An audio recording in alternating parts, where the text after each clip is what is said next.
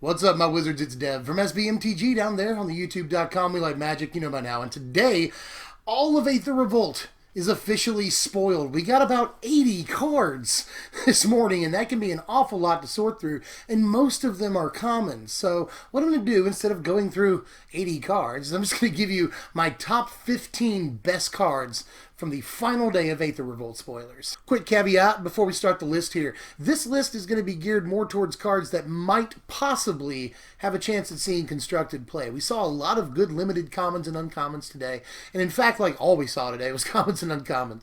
But I'm going to try to point out the best cards specifically for constructed play in this video. Kick off the list, I'm going to give you an honorable mention like I like to do, and for that, I want to go ahead and get Negate out of the way. Negate is back. Well, of course, Negate was already in the format, but it's good to know that after that printing of Negate rotates, we still have this one for like 2 more years. It's obvious by now that Wizards thinks that this is the perfectly costed counterspell. 2 mana, a generic, and a blue should get you counter-target non-creature spell.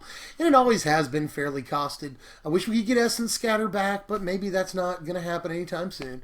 But in this format, Negate is kind of like an Essence Scatter in some ways because there's so many vehicles flying around and doing stuff. I actually think Negate is probably better than the next like 8 to 10 cards here because it's proven in constructed play. It's in like almost every sideboard with blue for the last few years.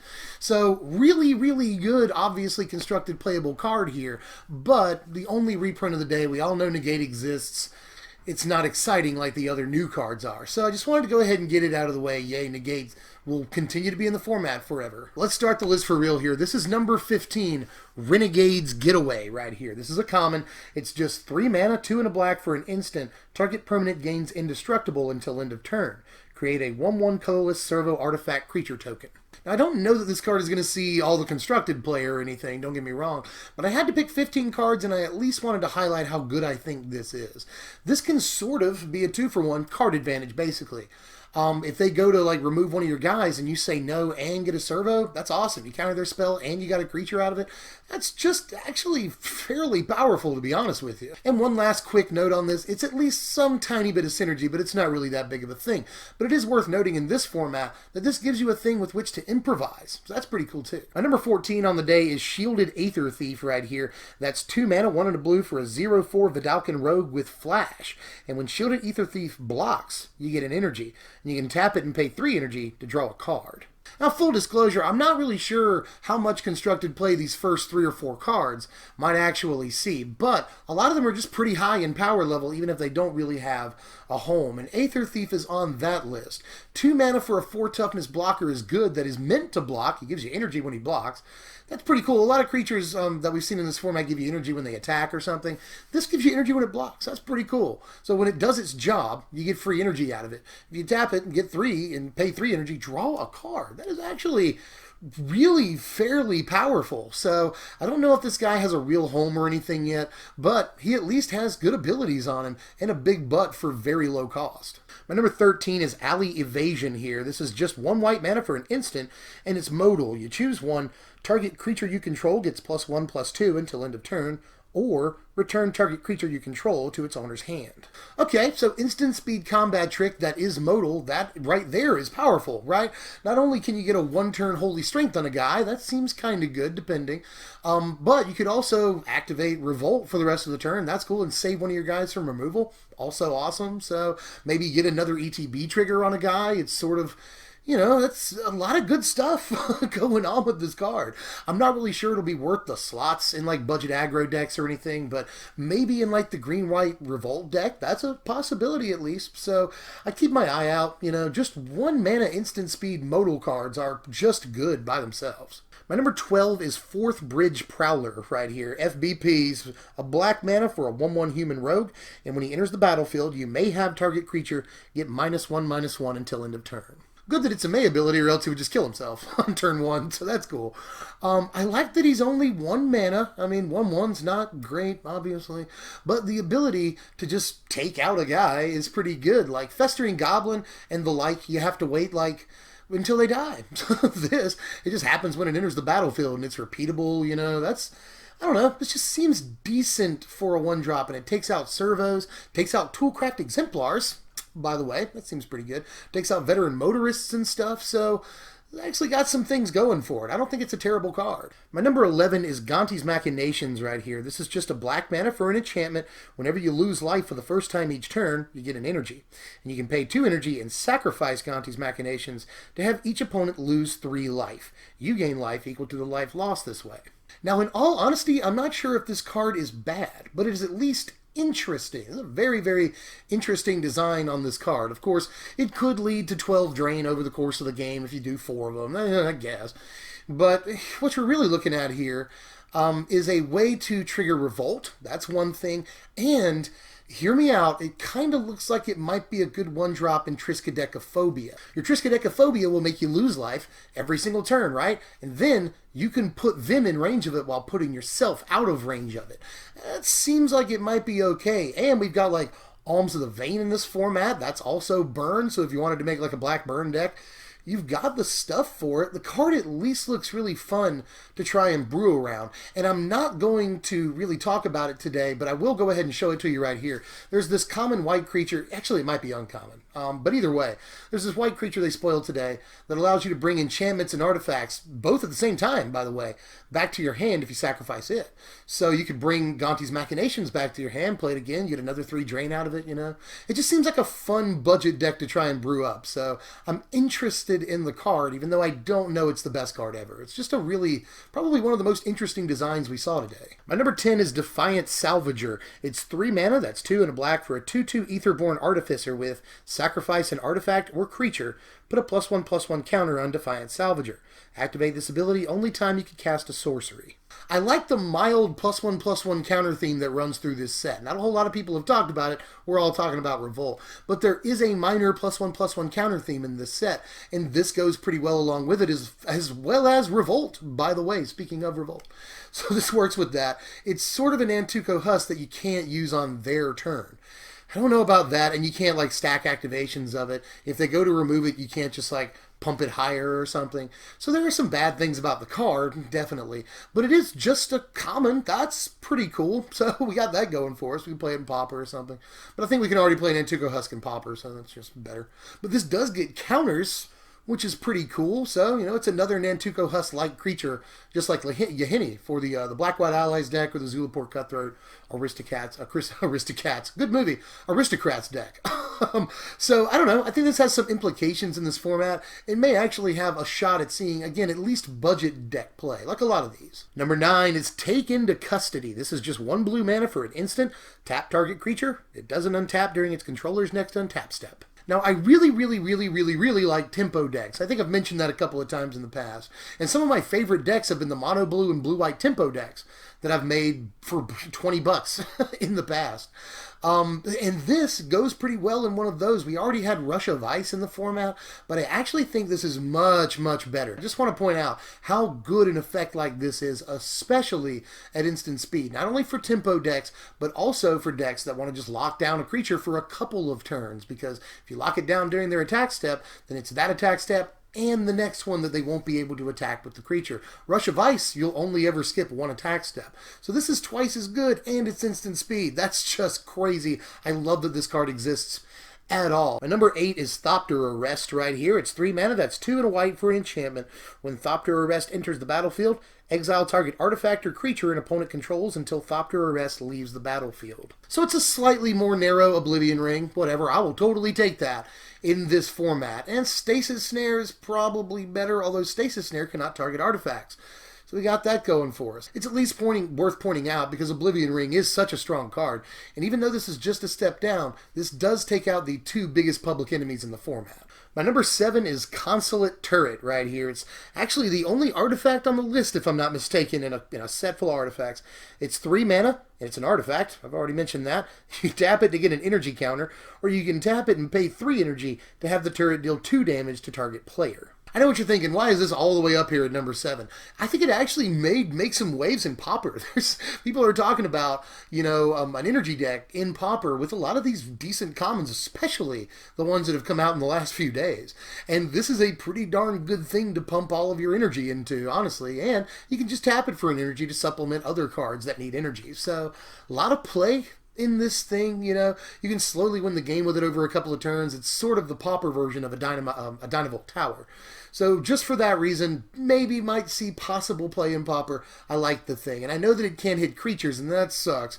But it's at least worth a try, right? And again, just like Gonti's Machinations, I more like the design on the thing than the actual playability of it. My number 6 is Invigorated Rampage. It's 2 mana, that's 1 and a red for an instant, and it too is modal. You choose one, target creature gets +4/+0 and gains trample until end of turn, or 2 target creatures each get +2/+0 and gain trample until end of turn.